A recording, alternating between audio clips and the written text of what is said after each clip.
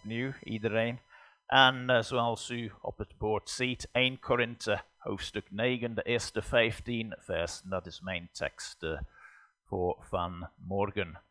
Wilt u die tekst samen met mij openen? Ofwel in een klassieke Bijbel of op uw tablet of telefoon of andere toestel mogen de Heer ons daarin leiden en helpen. Ik ga met een vraag beginnen vanmorgen. Wat is het verschil tussen onze kerkgemeenschap en andere verenigingen in de Panne? Er zijn genoeg andere verenigingen in de Panne.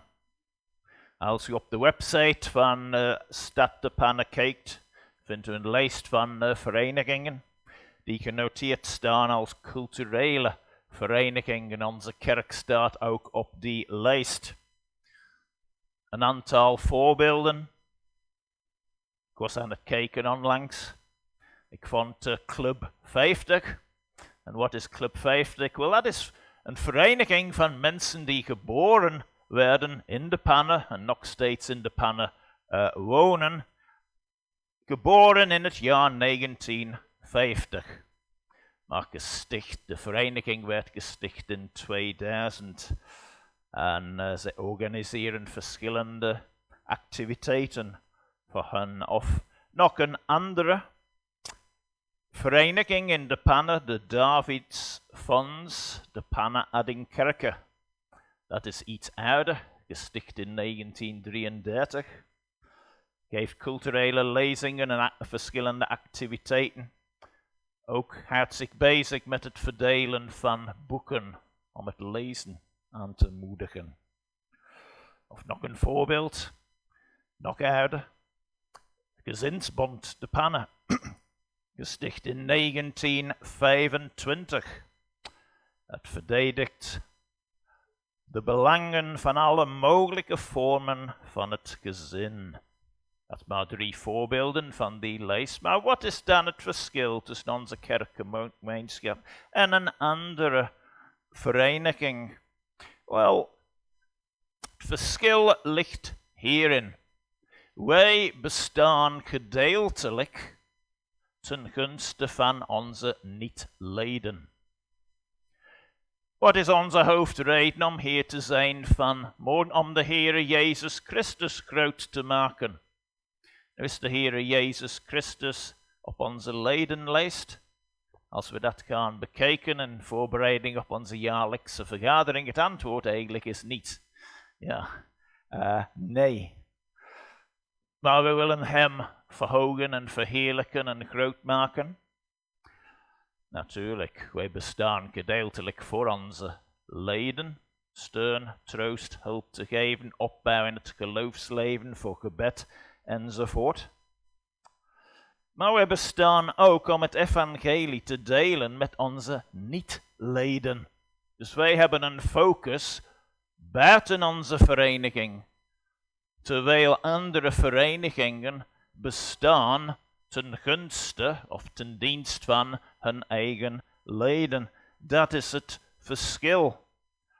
En het feit dat wij bestaan of tenminste gedeeltelijk voor onze niet-leden, dat is niet verwonderlijk.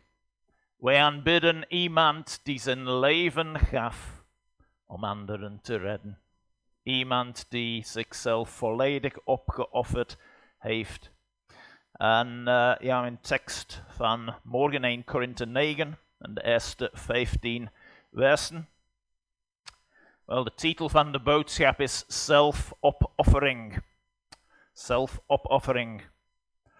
En in deze versen toont Paulus zijn eigen zelfopoffering. En hij heeft zijn lezers al opgeroepen tot zelfopoffering. Nu, om een beetje achtergrond hier te geven aan alles. Waar is de gemeente te Korinthe begonnen? Wel, daarvoor zouden wij Handelingen 18 moeten opzoeken. Paulus heeft 18 maanden meegebracht in de stad van Korinthe. En een gemeente is tot stand gekomen. Verschillende mensen zijn tot geloof gekomen. En dan naar dus die tijd is hij verder gegaan en hij heeft de leiding overgedragen naar anderen. Nu iets over Korinthe als een stad. Het was in Griekenland. Het was een grote stad. Voor die tijd tenminste een bevolking van ongeveer 200.000 mensen. Nu eigenlijk 200.000 mensen. Nu in onze huidige wereld, we denken, oh dat is eigenlijk niet zoveel als we denken aan al de reuze steden in Zuidoost-Azië. Tokio of Shanghai of in Amerika, Mexico-stad. Amerika, continent, Amerika wel te verstaan, niet de Verenigde Staten, maar Mexico-stad is zo 17, 18 miljoen en zijn verschillende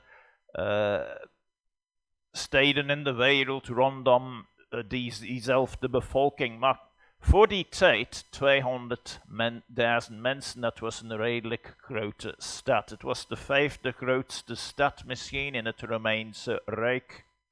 Van de nieuwsgierigen, 1 tot en 4, Rome, Alexandrië, Antiochië en Efeze. Grote stad, het was dus vrij anoniem. Je kon daar naartoe gaan en jezelf een beetje wegstoppen als dat je bedoeling was. Zo'n sfeer dat is altijd populair bij mensen die iets te verbergen hebben of criminelen die zich moeten verbergen. Stad vol met immoraliteit. Maar het is een belangrijke stad op verschillende vlakken. Voor handel, voor industrie, voor het reizen. En er kwamen mensen van het oosten en van het westen. Het had een haven op die 2 kanten, dus heel internationaal. En dus, het was in die omstandigheden dat die gemeente, de kerkgemeenschap te Korinthe, bestond. Paulus schreef deze brief en hij wilde hen vooruit helpen in hun geloofsleven. En hij wilde bepaalde problemen gaan aanpakken. Nu, we hebben gezien in de afgelopen maanden, de eerste 6 hoofdstukken, behandelt Paulus de problemen van verdeeldheid en wereldsgezindheid en immoraliteit, waaronder ook incest. Dat is ook voorgekomen in de kerk daar. Vanaf hoofdstuk 7 is er een keerpunt. Paulus begint vanaf dat hoofdstuk zaken te behandelen waarover de Korintiërs zelf aan hem geschreven hadden. Hoofdstuk 7 gaat om het huwelijk en Paulus behandelt verschillende vragen in dat verband. Nu, onze tekst van morgen, het hoort eigenlijk bij een gedeelte van 1 Korinthe 8 tot en met hoofdstuk 11 en vers 1. En het gaat om de vraag of de Korintiërs mochten vlees eten dat apart gezet was voor de afgoden. En Paulus zei in hoofdstuk 8, en dat is een paar weken terug sinds ik de boodschap had en toen we in hoofdstuk 8 waren. Maar we hebben gezien, Paulus zegt in principe heb je de vrijheid om dat te doen, maar je zou het beter niet doen, je kunt een andere tot zonde leiden. Dus denk aan anderen. En het is met dat idee in ons hoofd dat we verder gaan tot hoofdstuk 9. Paulus wil de oproep doen uiteindelijk in hoofdstuk 11 vers 1. Volg mij als ik Christus volg. Hij wil zijn eigen voorbeeld aan hen voorleggen. Zie dat ik aan jullie gedacht heb. Ik heb verschillende rechten en vrijheden die ik mocht hebben, maar ik heb die allemaal opgegeven om jullie te helpen. Denk goed daarover na. Dat is de boodschap van Paulus. En Paulus roept hen op om zijn voorbeeld te volgen. Nou, hoe doet hij dat? Wel, ik zeg vaak, Paulus houdt van vragen. Vragen. Lees hoofdstuk 9, je komt bijna niets anders tegen of je zou die indruk kunnen hebben. En hij begint al met 4 in vers 1. En voor de nieuwsgierigen kan ik zeggen, er zijn 20 in totaal in dit hoofdstuk. Ook is het enkel 27 versen en we krijgen 20 vragen. Hij bombardeert hen. Het is een overstroming van vragen, een diarree van vragen. Hij verplettert hen bijna met vragen. Hij begint, ben ik niet een apostel, ben ik niet vrij, heb ik niet Jezus Christus onze Heere gezien? Bent u niet mijn werk in de Heere? Nu, waarom stellen mensen vragen? Wel, er zijn eigenlijk verschillende redenen daarvoor. Je kunt een vraag stellen om informatie te vragen. Het gebeurt minder in onze tijd, maar vroeger gebeurde het dat mensen iemand anders op straat moesten aanspreken, misschien om de weg te vragen. Vooral als je ergens als toerist was. Waar is de baan naar... we zoeken die of dat gebouw of een kathedraal of een cultureel centrum of wat dan ook. Nu, dat gebeurt minder vaak in onze tijd, zeg ik, omdat al onze digitale toestellen nu, klik, alles gaat zo gemakkelijk, blijkbaar. Ja. Klik is nu het antwoord op alles, blijkbaar. Wel, dat is ook een discussiepunt op zich, maar... Je kunt een vraag stellen om informatie te vragen. Je kunt een vraag stellen om iemand te testen, te zien wat ze weten. Je weet zelf wat het antwoord is, maar je wilt zien of de persoon dat ook weet. Dat is ook een van de principes van een examen aan het einde van een cursus van studie. Om te zien wat de persoon kent en weet. Maar je kunt ook een vraag stellen om iemand te doen nadenken. En dat is de reden waarom Paulus al deze vragen stelt. Hij zegt en hij herhaalt het: ik heb vrijheden en rechten en ik heb die allen opgeofferd ten gunste van jullie. Nu, wat waren deze vrijheden en rechten? Wel, als we een klein beetje vooruit gaan, springen tot vers 4 en 5, dan zien wij, het ging om het recht om te eten en te drinken. Dat wil zeggen in feite ondersteuning te krijgen van de gemeente te Korinthe. Als apostel had hij dat recht. Als een leider had hij dat recht. Hij had ook het recht om niet enkel een vrouw mee te nemen, maar let goed op, zuster wordt genoemd in de tekst. Trouwen in de Heere, Bijbelse principe. Anders nodig je allerlei problemen uit. Hebben wij niet het recht om een zuster als vrouw mee te nemen? Dus als zij getrouwd geweest was, hij was op dit ogenblik vrijgezel, misschien een weduwnaar, dat weten we niet zeker.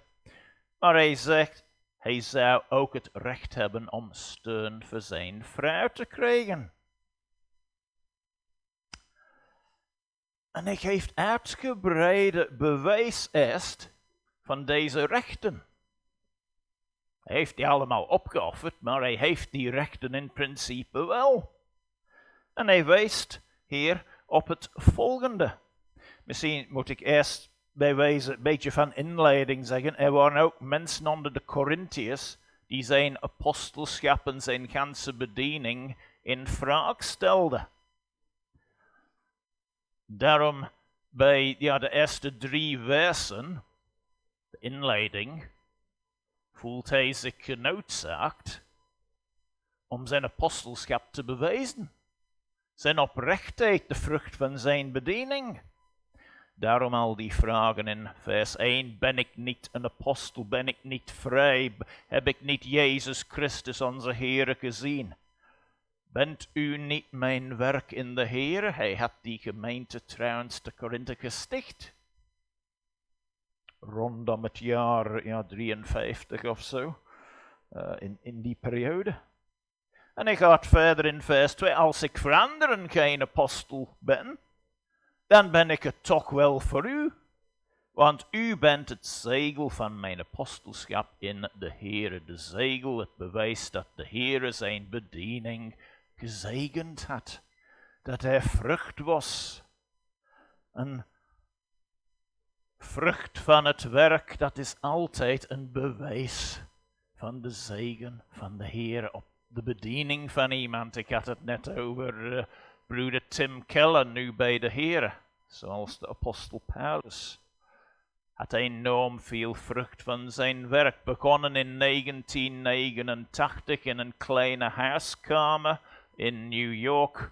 Kleine groep mensen kwamen samen om Gods woord te openen en van dat klein begin is een enorme, reuze gemeente ontstaan en later om praktische redenen opgesplitst. 5000 mensen in één gemeente, dat zorgt voor wat praktische problemen en ook veel pastorale problemen. Dus dat is gewoon beter dat die gemeentes opgesplitst waren. Maar voor Paulus, het feit dat er een kerkgemeenschap was in Korinthe, dat was een bewijs dat de Heere zijn bediening gezegend had.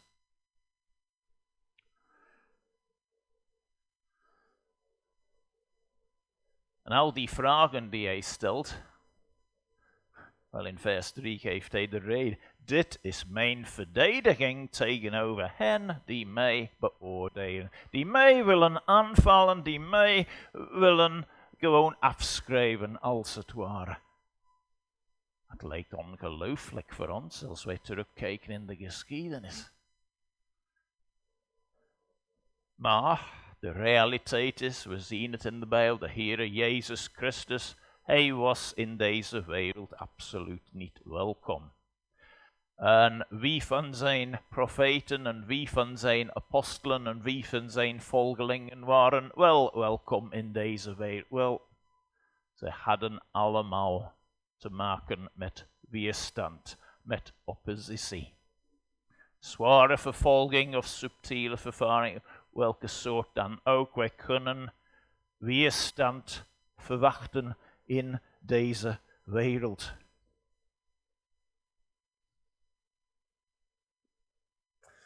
Maar Paulus dan, hij gaat verder.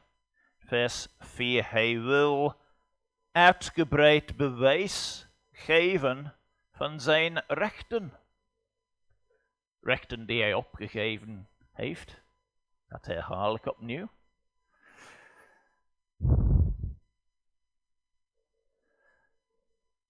Nou, het begint in vers 7.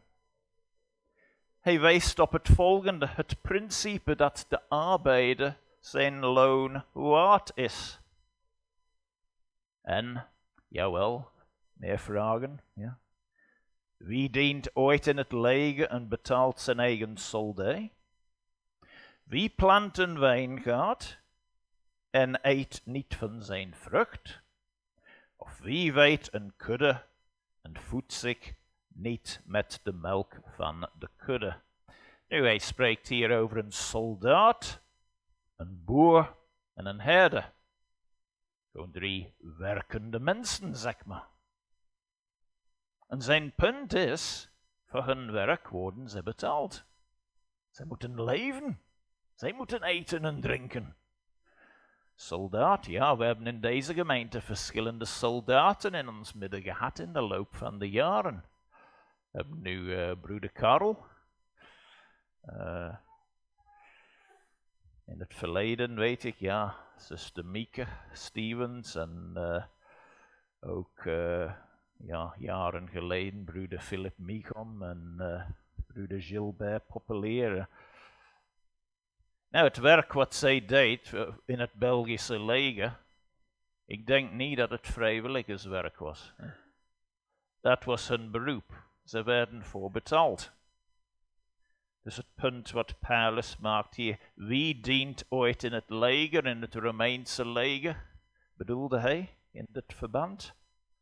Ja, die moet voor betaald worden. De mens moet eten. Ja. Wie plant een wijngaarden niet en eet niet van zijn vrucht? Een boer. Ja, een boer werkt om eten aan anderen te geven, aan de ander, maar die moet zelf ook kunnen eten. En een herder. Ja, schapen. Ja, ze hebben een herder nodig. Maar de herder moet ook eten en drinken. Principe dat de arbeider zijn loon waard is in vers 7. Paulus gaat verder. Hij verwijst naar de steun vanuit het Oude Testament in vers 8 tot en met 10. En jawel, nog meer vragen. Spreek ik dit naar de mens? Of zegt ook de wet niet hetzelfde? Wat bedoel hij daarmee? Spreek ik hier op basis enkel van algemene wijsheid? Of zegt ook de wet niet hetzelfde? De wet van Mozes maakt hij verwijzing ernaar in vers 9, want in de wet van Mozes staat geschreven, u mag een dozende os niet muilbanden. Bekommert God zich alleen maar om de ossen? Ja, God zorgt zelf voor de beesten. Ja. En een werkende os, die mocht geen muilband dragen om te verhinderen dat die pakt zelf van de graan of wat die moest bewerken. En dan vers 10, nog een vraag. Of zegt hij dit vooral om ons? Jawel, om ons is geschreven dat wie ploegt in hoop hoort te ploegen, en dat wie in hoop doost, het deel waarop hij hoopt, hoort te krijgen. En dat is ook een verwijzing naar Deuteronomium 25, vers 4. Die broeder Benjamin ook vroeger in onze dienst voor ons voorgelezen heeft. Punt van Paulus is dit, zie je, de wet van Mozes, het Oude Testament, steunt dit punt. De arbeider is zijn loon waard. En dan verwijst hij, derde punt, naar het principe van het gezond verstand in vers 11. Als wij bij u het geestelijke gezaaid hebben, is het dan te veel als wij van u het stoffelijke oogsten? Paulus had hun enorm veel zegen gegeven voor hun ziel. En was het dan te veel gevraagd hebben dat hij steun van hen mocht krijgen voor zijn lichaam, om te kunnen eten en drinken? Was het zoveel gevraagd? De ziel, dat is het voornaamste van de mens, dat is de essentie van de mens. Het lichaam is ook belangrijk, maar de ziel is het belangrijkste. Principe van gezond verstand dan. En dan, vierde punt, hij verwijst naar het feit dat de Korintiërs dit al deden voor andere leiders. Vers 12. Als anderen aan dit recht over u deel hebben, waarom wij niet des te meer? Wij hebben echter van dit recht geen gebruik gemaakt, maar wij verdragen alles opdat we geen enkele hindernis opwerpen voor het evangelie van Christus. Daar legt hij uit ook een van zijn redenen om zijn rechten niet op te nemen. Maar hij wil het echt hier duidelijk maken, hij heeft het recht daarop. De Korintiërs gaf het zulke steun aan andere leiders. Dus waarom niet voor de stichter van hun kerkgemeenschap? Een apostel trouwens. Dan vijfde verwijst hij naar de algemene erkenning van dit principe door de volkeren in het algemeen. Vers 13. Nog 2 vragen. Verrassing daar, ja? Nee, helemaal niet eigenlijk. Weet u niet dat zij die de tempeldienst verrichten van het heilige eten? Dat is een verwijzing naar Deuteronomium 18 vers 1. En de Levieten, zij mochten ook eten van de offers. De Heer heeft dat zo voor hen bedoeld.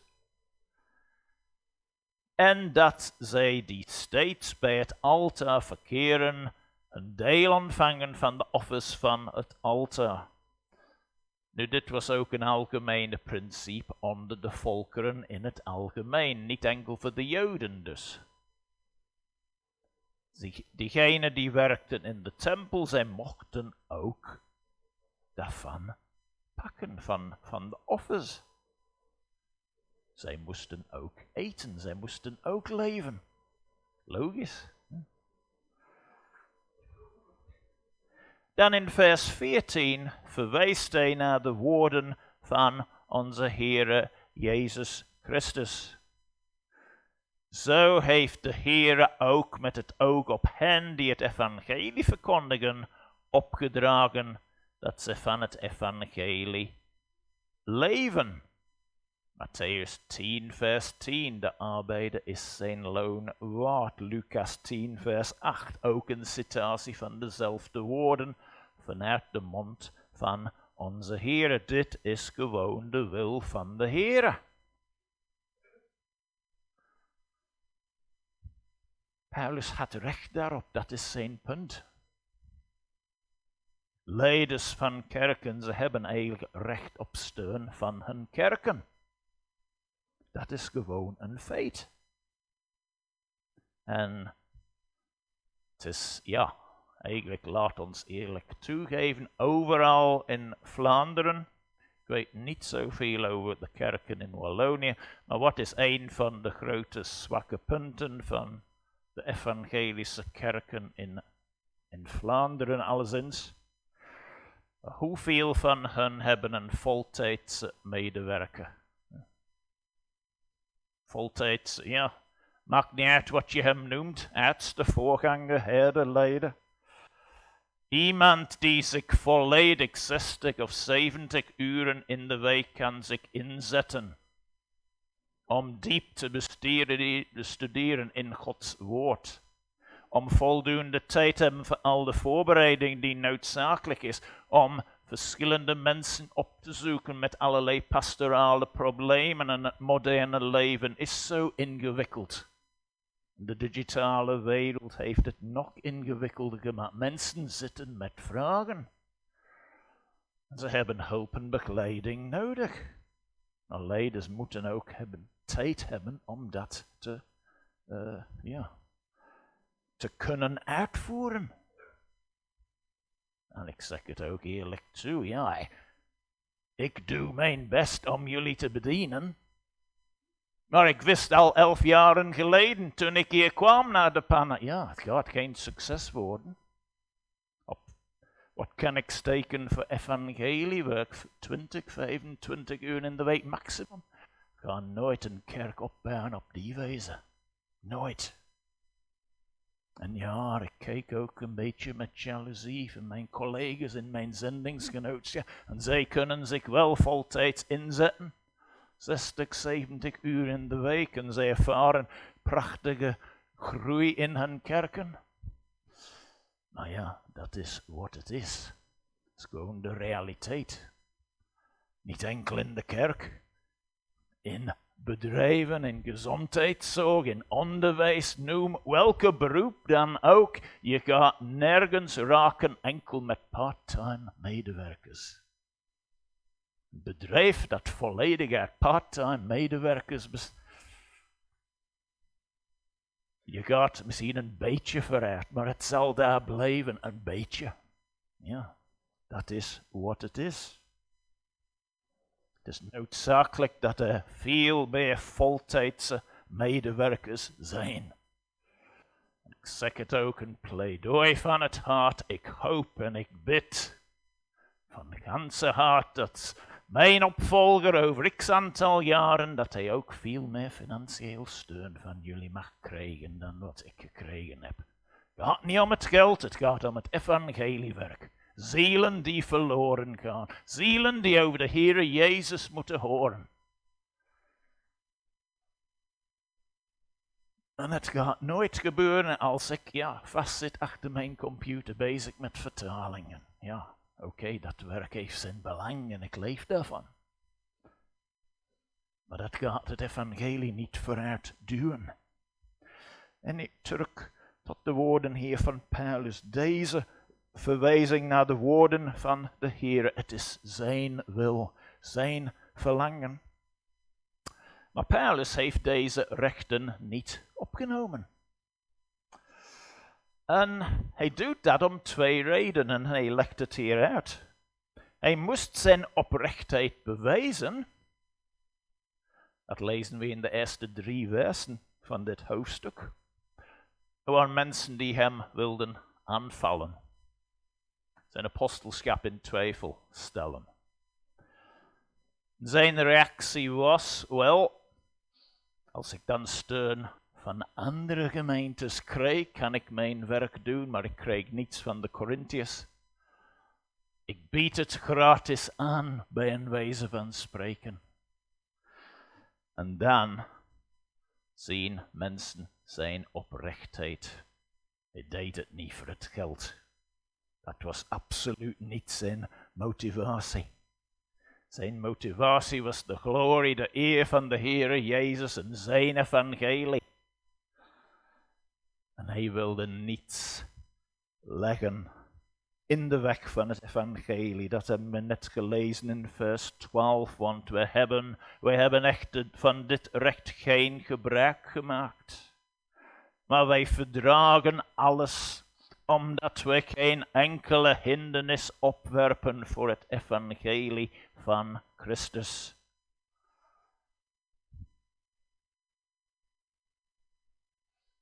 Nu let hierop, dit is allemaal in het verband van wat hij begon uit te leggen in hoofdstuk 8.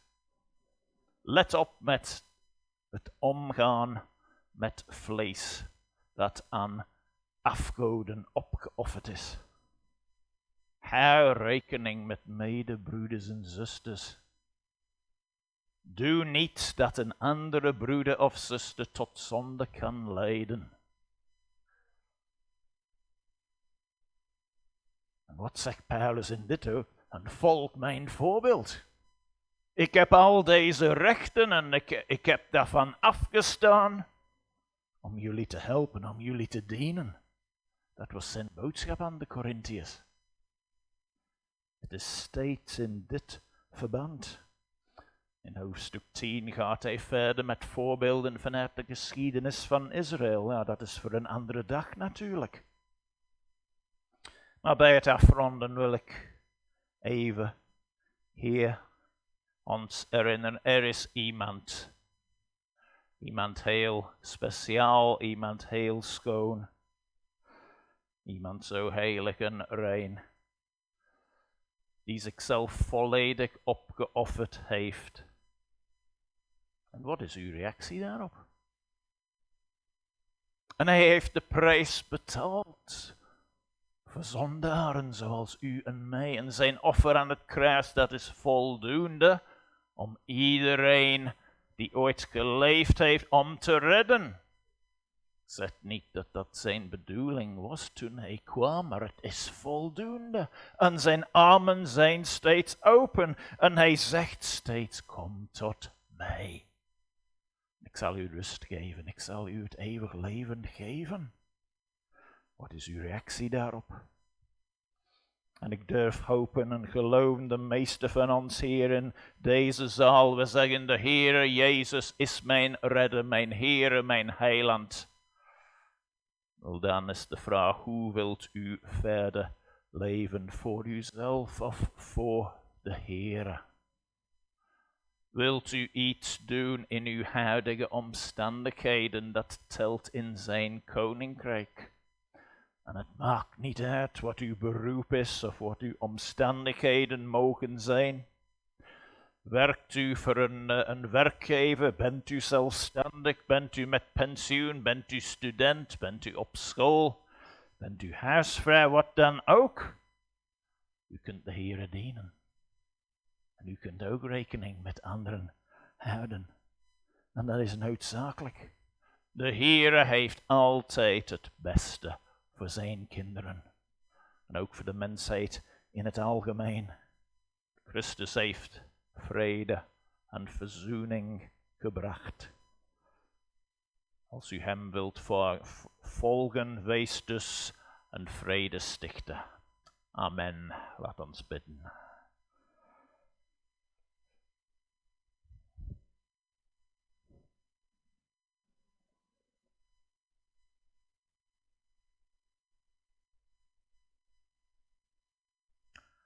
Vader in de hemel, wij danken u voor het leven en de getuigenis van de apostel Paulus. Zijn inzet en zijn toewijding tegenover u. Zijn voorbeeld, zowel voor de Korintiërs als andere gelovigen die hij kende en ontmoette. Heere, wij kijken eerst en vooral naar uw voorbeeld, uw zelfopoffering. Heere, u gaf uw leven om zondaren zoals ons te redden. Is er iemand in deze zaal steeds een vreemde tegenover uw genade? Heere, raak die ziel aan vanmorgen.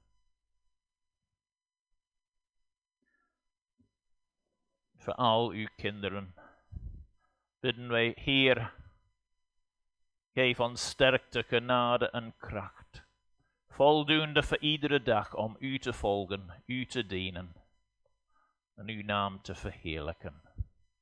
Dat onze grootste verlangen en vreugde mag zijn. Wij vragen al deze dingen om Jezus wil en uit genade. Amen.